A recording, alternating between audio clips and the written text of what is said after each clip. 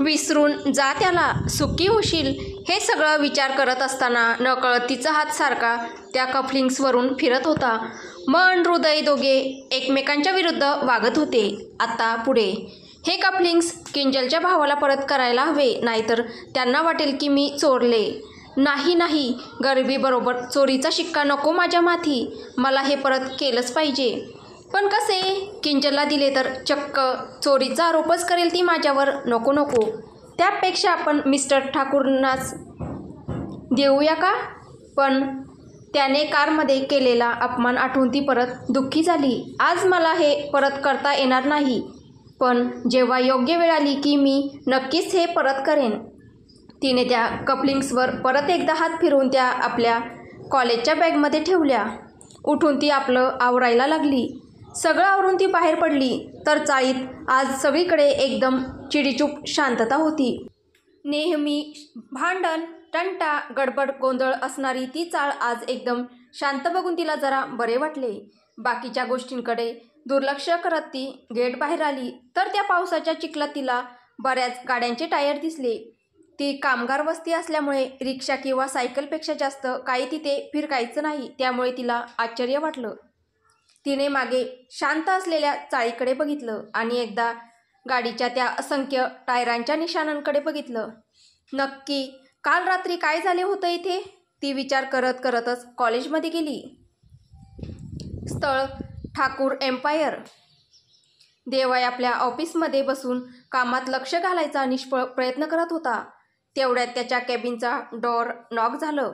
त्याने वळून बघितलं तर जॉन आणि राणा हातात एक फाईल घेऊन आत आले. देवायने परमिशन देताच सीटवर बसले. जॉन, बॉस, ही फाईल तुम्ही मॅडमबद्दल इन्फॉर्मेशन काढायला सांगितली होती, ती सगळी इन्फॉर्मेशन ह्याच्यात आहे. विरजा देवायच्या आयुष्यात काय महत्त्व ठेवते हे आता सगळ्यांना कळून चुकले होते आणि कालच्या प्रसंगाने तर ते अधोरेखित झाले होते. म्हणून जॉनने तिचा नावाने उल्लेख टाळला आणि मॅडम म्हणून संबोधित केले. देवाय जशी जशी ती फाईल वाचत होता तशा तशा त्याच्या कपाळावरच्या आट्यांचे जाळे वाढत चालले होते. त्या फाईलमध्ये तिच्या वडिलांपासून ते काल परवापर्यंतचा सगळा लेखाजोखा होता. तिच्या आईच्या ॲक्सिडेंट अन हॉस्पिटलायझेशनच्या तारखा आणि ती आपल्याला कॅफेत दिसली नाही, ती आपल्या बेडपर्यंत आल्याच्या सगळ्या तारखा त्याने जुळवून बघितल्या. त्या सगळ्या एकमेकांशी मॅच होत होत्या. तो किती चुकीचा होता तिच्या बाबतीत, किती काय काय बोललेलं तिला. नोटांची बंडलेच्या बंडले फेकली होती तिच्या शरीरावर, किती अपमान केलेला तिचा. पश्चातापाने त्याच्या डोळ्यात अश्रू वाहू लागले तर स्वतःवरच्या रागाने हातांच्या मुठी. मला तिला एकदा तरी विचारायला हवं होतं की तिने हे सगळं का केलं. Why I am so angry all the time. Why I am so mad all the time. That I lose capability to जज what's wrong and what's right in front of me. Why. माझ्या मनातील संशय आणि राग मला बघूच देत नाही की काय चूक आणि काय बरोबर. या सगळ्याची शिक्षा तिला मी दिली, तिची काही चूक नसताना, आणि स्वतःलाही 1000 पटीने त्रास करून घेतला. खरं तर मला काही अधिकारही नाही तिला त्रास देण्याचा. कोण लागतो मी तिचा? का सहन करावं तिने एकतर्फी प्रेम माझं, राग माझा, तिरस्कार माझा? Who the hell are you Devay Kartik Thakur to punish her, to insult her? त्याचं मन त्याला धिक्कारत होतं, भुंकत होतं त्याच्या त्या खोट्या अहंकारावर. त्याला आयुष्यात प्रथमच स्वतःची लाज वाटली. तरी पण कुठेही गोष्ट पण सुकावून जात होती की त्या रात्रीनंतर तो मार्ग परत कधीच अवलंबला नव्हता तिने. तरी ती त्याचीच होती अजूनपर्यंत. ती परत कधी दुसऱ्याची होऊ नये, परत ही वेळ कधीच तिच्यावर येऊ नये म्हणून घाई करणं गरजेचं होतं.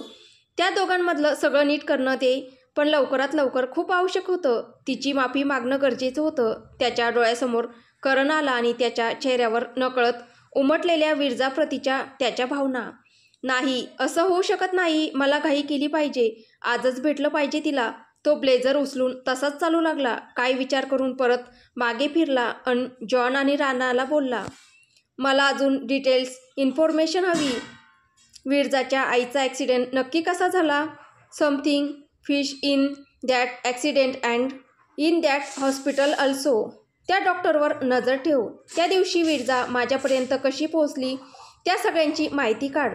कोण कोण होतं तिला या मार्गावर ढकलायला त्या सगळ्यांची सगळी जन्मकुंडली बाहेर काढ. स्पेशली त्या आयाबाईची, जॉन आणि राणा. Yes boss. देवाई. 24 तासाच्या आत इन्फॉर्मेशन हवी आहे जॉन. आधीच खूप उशीर झाला आहे. अजून नाही. जॉन. Yes boss. होऊन जाईल. देवाई ब्लेझर घेऊन झपाझप पावलं टाकत केबिनच्या बाहेर पडला.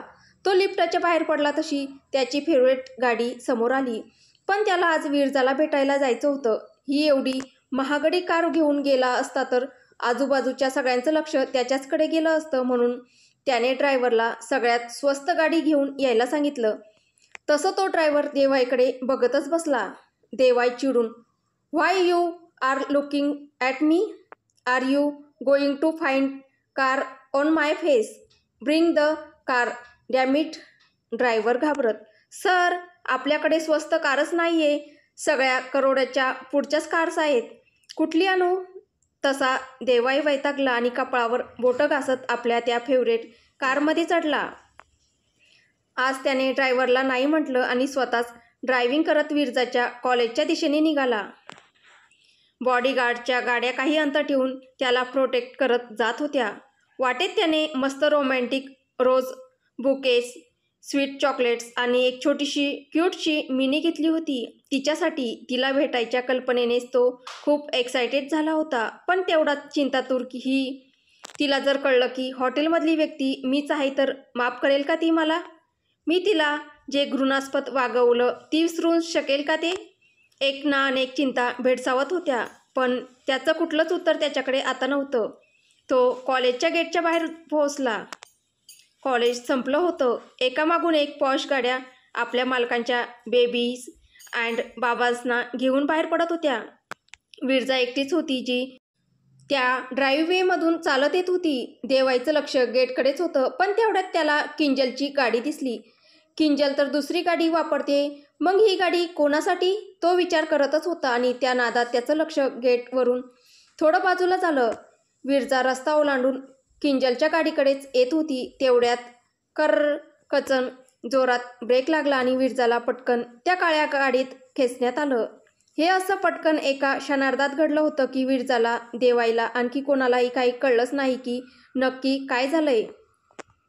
रोडवरच्या गाड्या जसं काही घडलंच नाही ह्याप्रमाणे चालू होत्या. देवाई अजूनही हातात तो मोठासा रोमॅन्टिक रोज बुके घेऊन गाडीच्या आत तिची वाट बघत होता.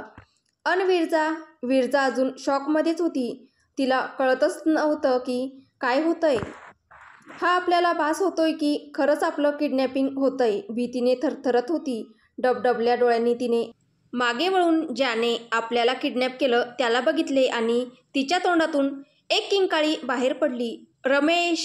तसं तिच्या डोळ्यात मूर्तिमंत भीती पसरली. भीतीने अश्रूच्या धारा व्हायला लागल्या.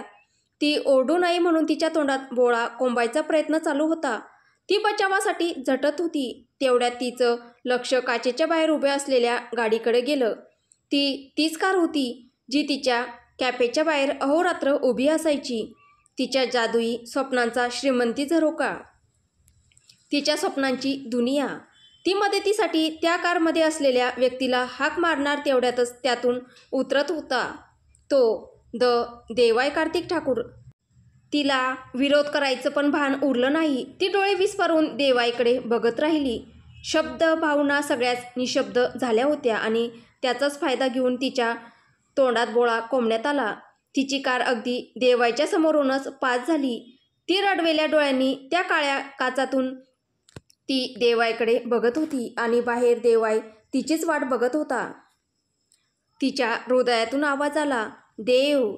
आणि देवाईने एकदम चमकून जाणाऱ्या त्या काळ्या कारकडे बघितलं. ती कार आता खूप दूर जात होती.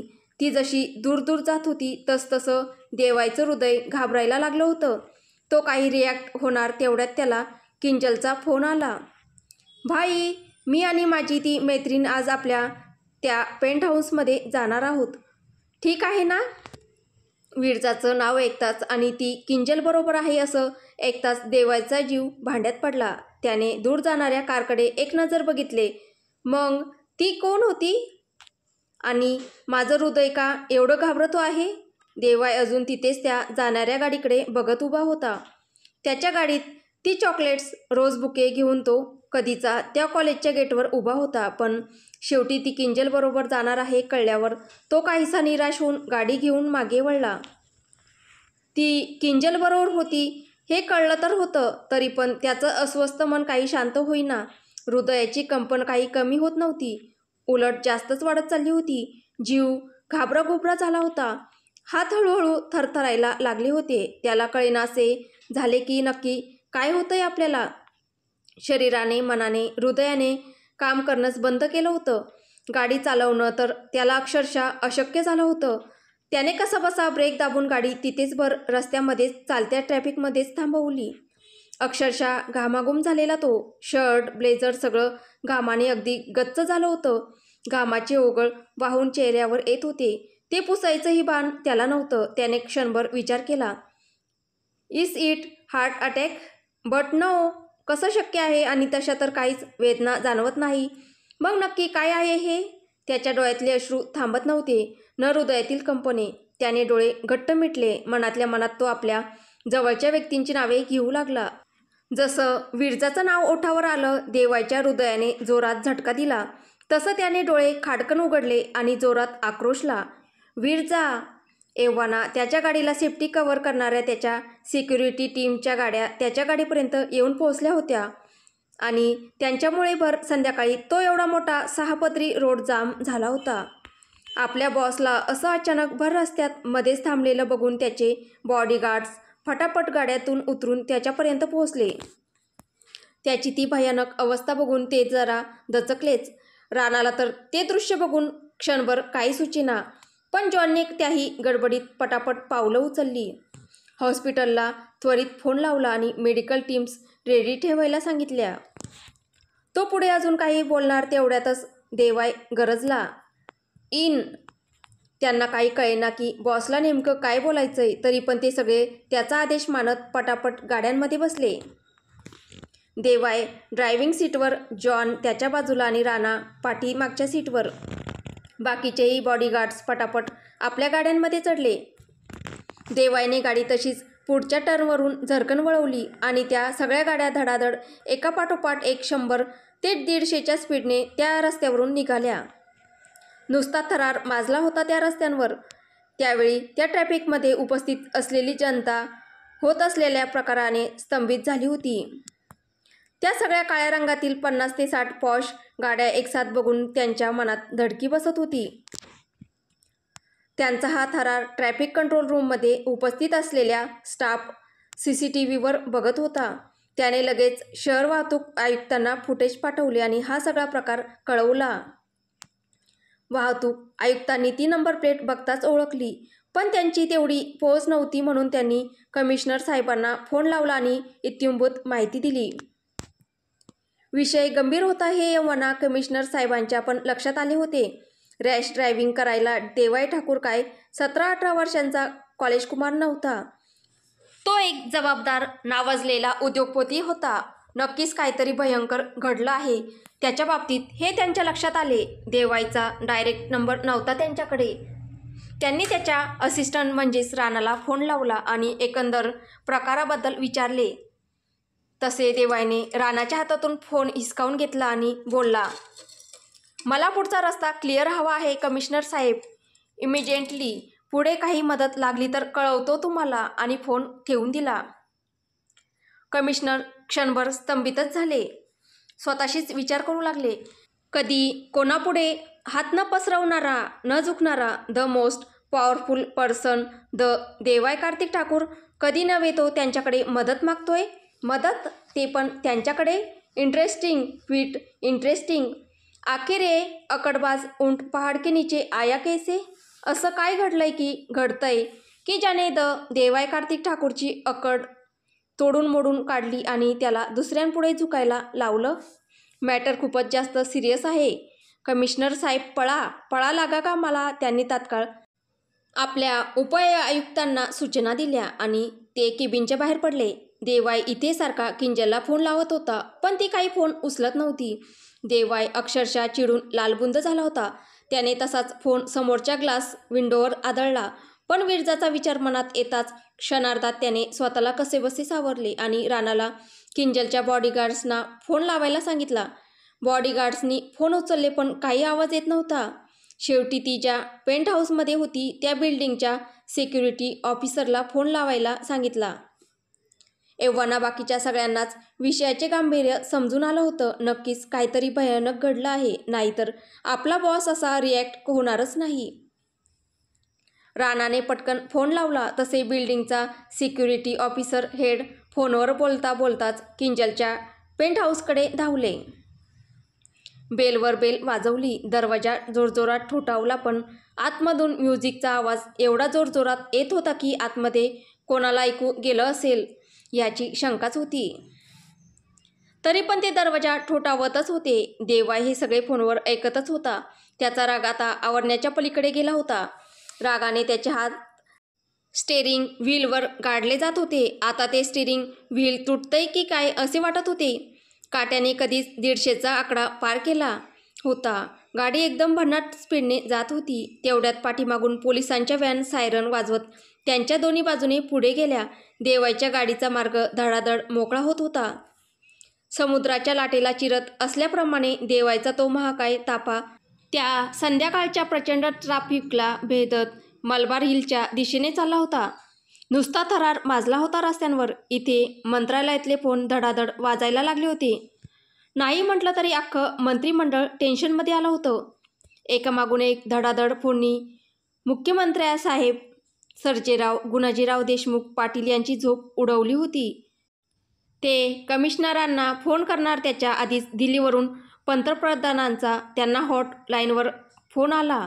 जेमतेम 10 मिनिटे झाले असतील नसतील स्वतः त्यांच्यापर्यंत ही बातमी पोचायला. तेवढ्यात ही बातमी खुद दिल्लीपर्यंत पोहोचली. सर्जेराव बरेच हितचिंतक आहेत तुमचे या सरकारमध्ये, सांभाळून जरा. सर्जेराव पंतप्रधान हायकमांडाचा राष्ट्रीय पार्टी अध्यक्ष यांचे दिल्लीवरून एकामागून एक फोन बघून चाट पडले होते. हे चाललंय काय नक्की महाराष्ट्रात? हा देवाय कार्तिक ठाकूर अखेर कुठला कहर घेऊन येणार आहे आपल्या राज्यात? बोलणं झाल्यावर त्यांनी थरथरत्या हातांनी फोन ठेवला.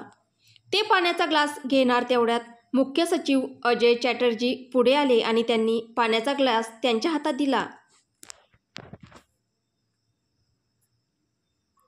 मुख्य सचिवांना परिस्थिती गंभीर होत चालली होती याची कल्पना आली होती. पण का? आणि त्या देवाय ठाकूरला एवढं काय घाबरतात आहे की तो शिंकला तरी अख्खं मंत्रिमंडळ हादरतं? असं काय आहे त्या देवाय ठाकूरमध्ये? मान्य आहे तो आशियातील सगळ्यात श्रीमंत माणूस आहे. त्याच्याकडे पैसा आहे, पॉवर आहे. पण म्हणून देशाच्या शीर्ष नेतृत्वाने थरथर कापण्या इतपत काय आहे त्याच्यात? मुख्यमंत्रीच्या डोळ्यातील मूर्तिमंत भीती बघून सचिव स्वतः घाबरले होते आणि गोंधळले होते. या प्रश्नाचं उत्तर फक्त देशातल्या हातावर बोट मोजण्या इतपत लोकांनाच माहीत होतं आणि ते सत्य खूपच भयानक होतं. खूपच. मुख्यमंत्री साहेब अजय चॅटर्जीला बोलले. अज्ञानातच सुख आहे सचिव साहेब. तुम्ही फक्त देवाय ठाकूरला काहीही झालं नाही पाहिजे हेच बघा. आपली सगळी शासकीय यंत्रणा कामाला लावा. तो प्रॉब्लेममध्ये अडकला असेल तर तो प्रॉब्लेम इमिजिएटली सॉल्व्ह करा. आणि मुख्य म्हणजे सगळ्यात महत्त्वाचं, कान देऊन नीट ऐकून घ्या सचिव साहेब मी काय म्हणतोय ते. त्याच्या या प्रॉब्लेममध्ये आपल्या कोणत्या माणसांची चुकी नाही आहे ना ते आधी बघा. आपला कुठलाच माणूस अडकला नाही पाहिजे. दुरूनही ह्या मॅटरमध्ये अडकला असेल तर त्या देवायला कळायच्या आधी बाहेर काढा त्याला. लहानातली लहान मायक्रो डिटेल्स हवी आहेत मला. ती पण लवकरात लवकर. जा पळा लवकर कामाला लागा. देवाय Kartik Thakur out of the way कधीच रिॲक्ट होत नाही. आणि जेव्हा तो होतो मुख्यमंत्री साहेबांचे ते अर्धवट वाक्य बरंच अर्थपूर्ण होतं. पण ते सगळ्यांच्या समजण्यासाठी नव्हतं. ज्याला नाही कळलं तो खरंच सुखी आणि ज्याला कळलं तो मात्र सांभाळ राजा सांभाळ. रात्र देवाय कार्तिक ठाकूरची आहे. तर पुढे काय होईल हे आपल्याला पुढच्या भागात पाहायला भेटेल. तुम्हाला ही कथा कशी वाटते आहे कमेंटद्वारे नक्की कळवा. आणि कथा आवडत असेल तर व्हिडिओला लाईक करा, शेअर करा आणि या कथेचे पुढील भाग ऐकण्यासाठी आपल्या चॅनलला सबस्क्राईब करा. धन्यवाद.